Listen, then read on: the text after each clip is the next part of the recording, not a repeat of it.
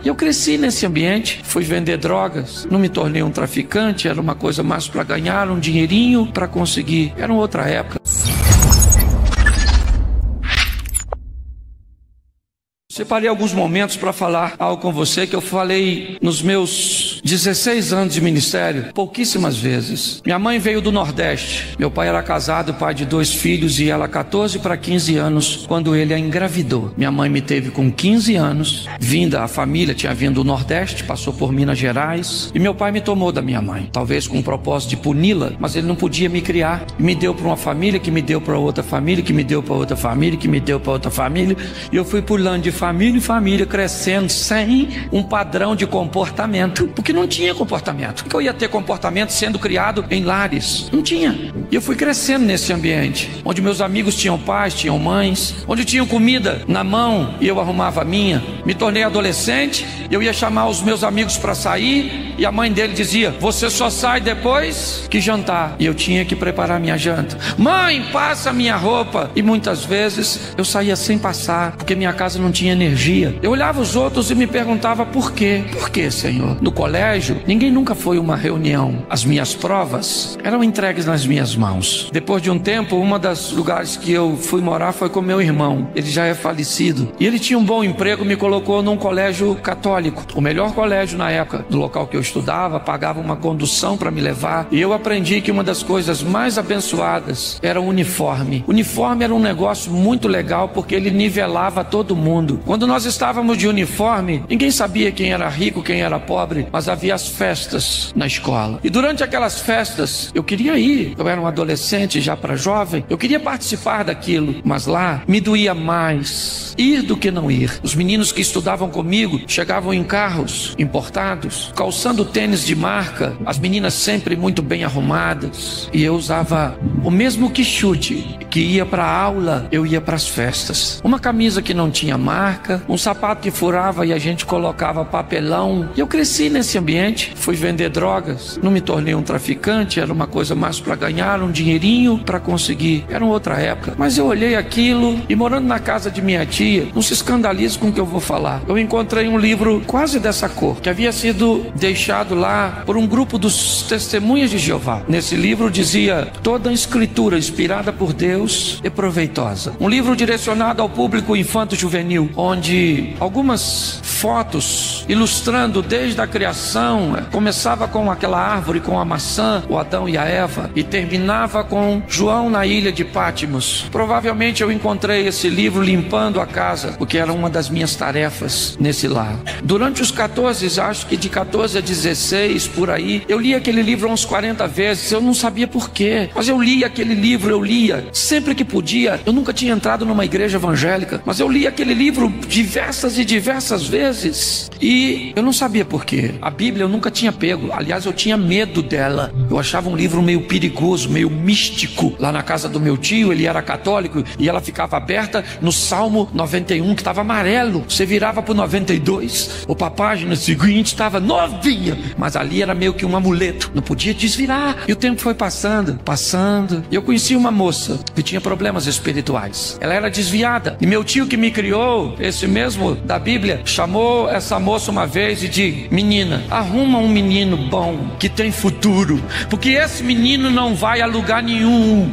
Esse garoto é um irresponsável, o pai dele, eu crio ele e gosto, e meu tio me amava, mas ele sabia, ele não falou nada de errado a meu respeito, ele falou apenas o que era verdade. Esse menino não tem futuro. As meninas que eu queria namorar, ninguém. Um menino de quichute, calça azul, eu fui dar meu primeiro beijo com 17 anos, pensa nisso, feio. Não melhorei não, mas era pior. Pois bem, aqueles problemas espirituais daquela moça me aproximou do evangelho. Ela tinha problemas espirituais sérios e eu então acabei me convertendo numa segunda-feira. Falei: Senhor, eu não sei se o Senhor existe, essa menina fica endemoniada aí, e se o demônio existe, que eu tô vendo ele, o Senhor também deve existir ainda que eu não tô vendo, mas se o Senhor puder tirar ele dela, dá uma uma força aí, porque ele pegava ela e queria me matar. Então eu precisava de uma segurança. E ela ficou livre naquele dia. Eu levantei minha mão e recebi Jesus como Senhor e Salvador da minha vida. Aí um rapaz me levou para a escola bíblica e ele falava Noé. Eu sabia quem era Noé, sabia os filhos, sabia o tamanho da arca, eu sabia tudo. Ele falava Daniel, eu sabia. Ele falava Moisés, eu sabia. Ele falou assim, você é desviado. Eu falei, não, nunca fui crente não. Já leu a Bíblia quantas vezes? Eu falei, rapaz, eu nem peguei na Bíblia até hoje. Ele falou, como é que você sabe a sua história bíblica? Assim, eu falei, não,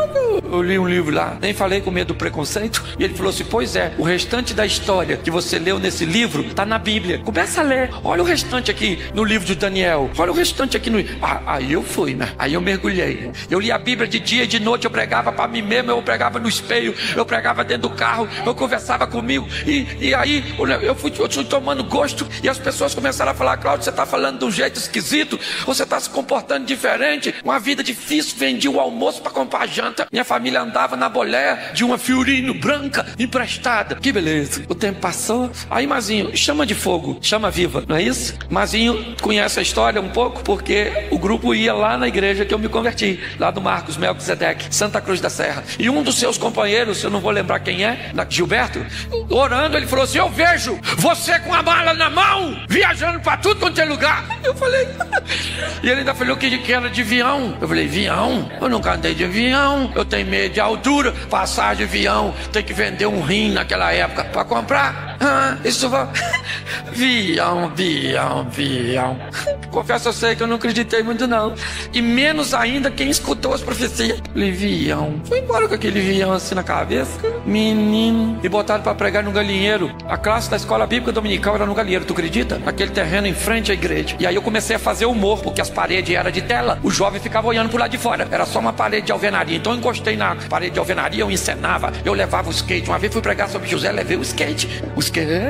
Olha lá, o skate. O skatista só anda pra frente, sabe cair, tem equilíbrio, gosta de obstáculo. Eu falei, abra sua Bíblia, Gênesis 37, que eu vou falar do José. Um homem equilibrado, e andava pra frente, gostava de obstáculo, me vestia. E o negócio não foi indo, menino. Foi indo.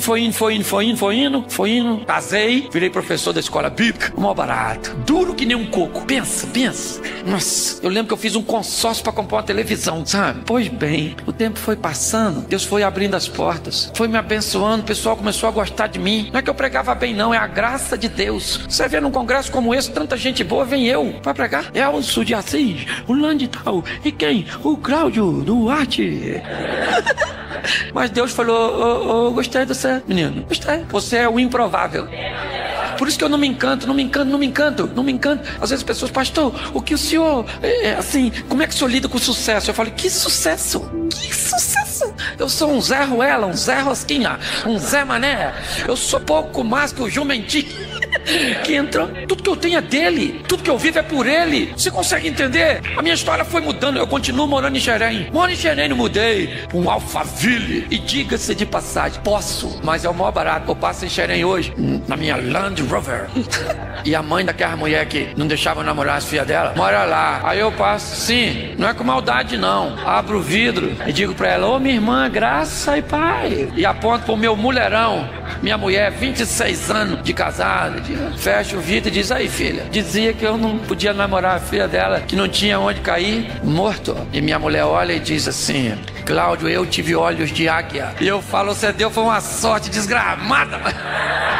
Escute só, pra quê que Deus fez tudo isso? Pra quê? Pra que Ele mudou a minha história? Hoje eu posso ajudar minha mãe, ajudar o meu pai. Tem uma igreja maravilhosa em Xerém, uma igreja estilo americana que Deus colocou no meu coração, num lugarejo pequenininho. Tá lá, porque a única coisa que eu quero é cumprir o propósito que Deus tem pra mim. Ninguém acreditava em mim, ninguém achava que eu ia. Às vezes, mas eu tô nos aeroportos, e não apenas no Brasil, sabe? Seja África, Europa. Tô falando isso pra, o Cláudio tá querendo, não precisa disso.